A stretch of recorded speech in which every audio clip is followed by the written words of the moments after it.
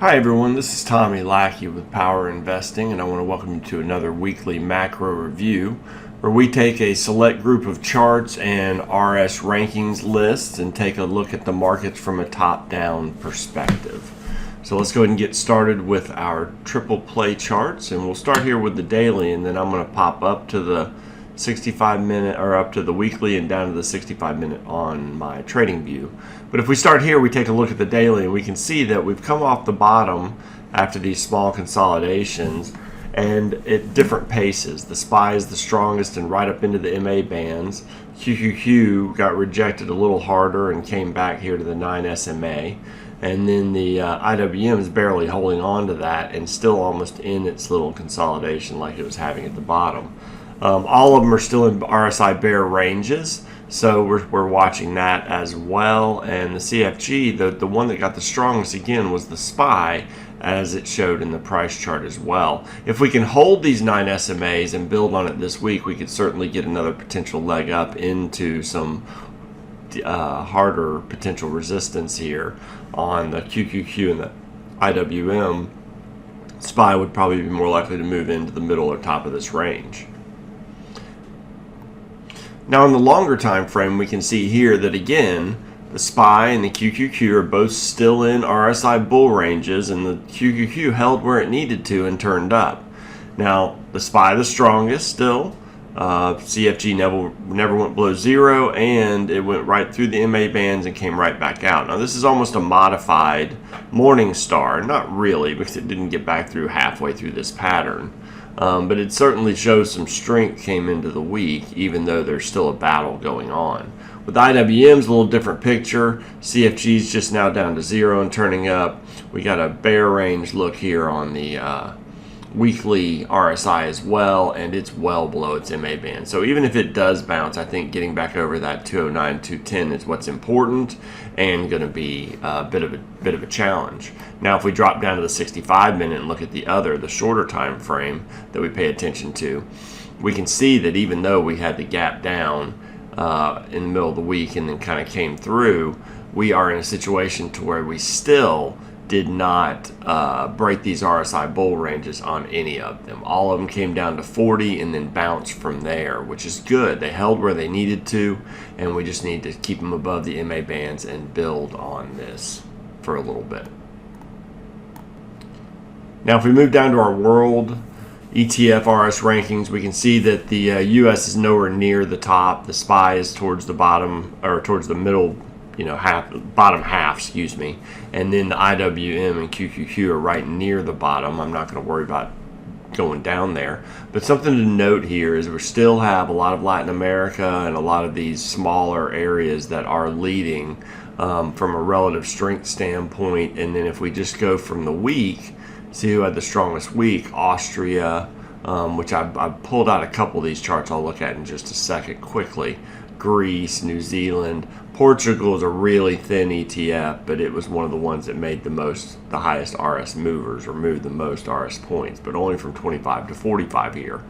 So some of the things that still have strength up here: THD, Thailand, this South Africa, Nigeria. Again, some of these that are not large developed areas, but have been showing some strength over the last month to quarter, are still doing pretty good. Now, when we move on down here to the, or actually I said I was going to jump to a couple of these charts, so let's do it. Let's look at that real quick. The first one here is Austria.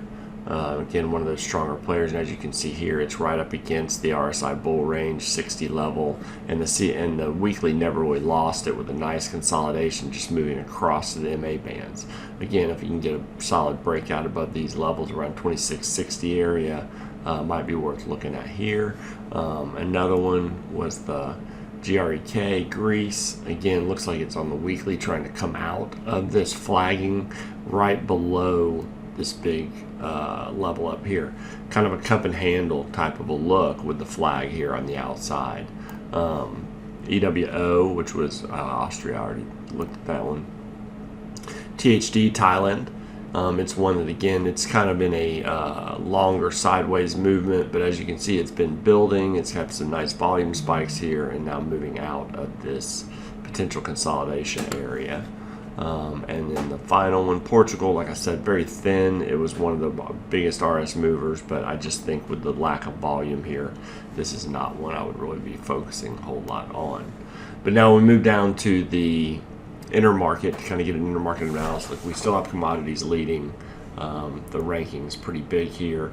If you'll notice this week, though, from the actual weekly performance, it's all commodity and your metals.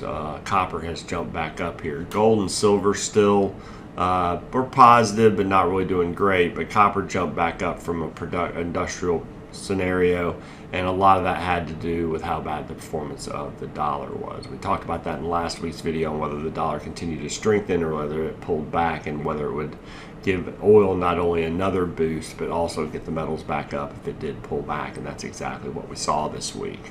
Now, with the size and style, interestingly enough, we have all value still on the highest part of the rankings, which shouldn't surprise anybody because this bounce really hadn't materialized far enough to change that. However, if you're taking a look here and we look at the performance for the week, it was the opposite. We had a lot of the growth stuff having the highest performance of the week, 3.73% for mid-cap growth area. Still low on the RS. Again, we need to watch and see if that improves, but they showed the biggest moves this week, showing that they are trying to come off those bottoms a little more. Weren't necessarily done when we got the rejection midweek. When we look at the market weight sectors, you can see again energy is still by far the big leader, consumer staples, financials, utilities, and then healthcare. So again, still more on that defensive side, and a lot of your discretionary tech, communication services, all that down here at the bottom. Equal weight similar. You had utilities up a little higher here, and staples kind of switch places because staples in the equal weight was actually down for the week, even though it was flat on the other. And interesting, I noticed when I was looking at these, and we'll get to it in the small cap consumer staples was actually up on the week. But the chart still does not look that good. So when we look down here on the equal weight, again, RYF's up here, really strong week. So energy and financials really the two that had the strongest week this week. And then in small caps, you're in a position to where if we just rank this by the week, small cap, energy, financials, materials, and then technologies, consumer staples. Now, from a weekly standpoint on these others, it was energy, financial, then technology and communication services. Those two did have pretty strong weeks and were something that is worth us noting if we can continue to see this come off the bottom. Now, when we flip over to our universe page, let's look at our equal weight universe, see how it did for the week on the RSI chart. You can see it's still in a bear range. It got rejected down up here at the MA bands when it came up midweek, and now came back down to the 9 SMA. Now, holding this 9 SMA and kind of curling it up is a good sign that we like to see, but this bear range and all this, again, is the overwhelming, or the overriding general theme is we are still in a bear range. Now, one thing I will note here is holding here at 40 in a bear range, again, that's kind of the demarcation for bear or bull, and in doing that, by holding here, and if it can move on higher, that can be an early signal, but that's just what it is, an early signal, not necessarily a confirmed one, or even something that will happen all the time, just something you might want to make a note of. Now we move down to the breadth. We can see the breadth is still really middling. 33% above the 20-day moving average, 32% above the 50-day, and 39% above the above the 200-day moving average. That's not a great, and then the McClellan summation tried to turn and then just flattened out with the weakness here at the end of the week because the oscillator can't stay above zero. As long as that happens, we're going to be in a situation to where this can continue to be a battle sideways, or we can lose our footing at any time. That said, we've already made the comments that we were washed out enough that it could be an intermediate bottom that we see for weeks to months, not necessarily 2 to 3 days. So I'm still of the position that we will probably see these things work their way back out of this, at least for one more leg to try to make a higher high. If it fails there, all bets are off, but I still think we have a little bit more of an attempt coming until proven wrong. The universe percent, we're not going to worry about the relative comps on here because there's not much of a message there, but in the percent making New highs and lows, you can see here, we did see the lows perk back up here at the end of the week, but nothing drastic at all as compared to what we were seeing here before. What we want to see now is right here, these new highs kind of stay present, even if we get a few new lows here and there showing some bifurcation, and see those continue to grow and then spread to these other two measures, the longer measures. Now that would probably coincide with it coming up and challenging a downtrend line somewhere around here, and that would be the second part of our zigzag, and that would basically make it to where we have to really pay attention to who wants it the most, the buyers or the sellers. Now we move down to our equal weight sector rankings. Ours are pretty similar to the market weighted ones: energy, financials, utilities, materials, consumer staples. Consumer staples is one that I would note took probably the biggest hit this week, and when I was looking through the charts, it really did look the worst on a breadth standpoint and is going the wrong way. It's not really making much headway. Now financials made a big move higher both in price and relative strength, and its breadth started looking better as well. Brokerage and capital markets is certainly one of the areas that looks like it perked up a good bit this week after lagging a little bit. Regional banks and banks have really been the leaders there, but brokers, capital markets had quite a few good looking charts working their way in there. And then also materials and industrial metals was a solid area. Now communication services, you can see, moved up a little bit. It had a very strong week. If we sort these by the actual performance, number one was energy, and then two was communication services, three was technology. So don't think that the technology and all that was completely, just a 2-day and then died. We had some pretty good moves here towards the end of the week to try to recover some of that.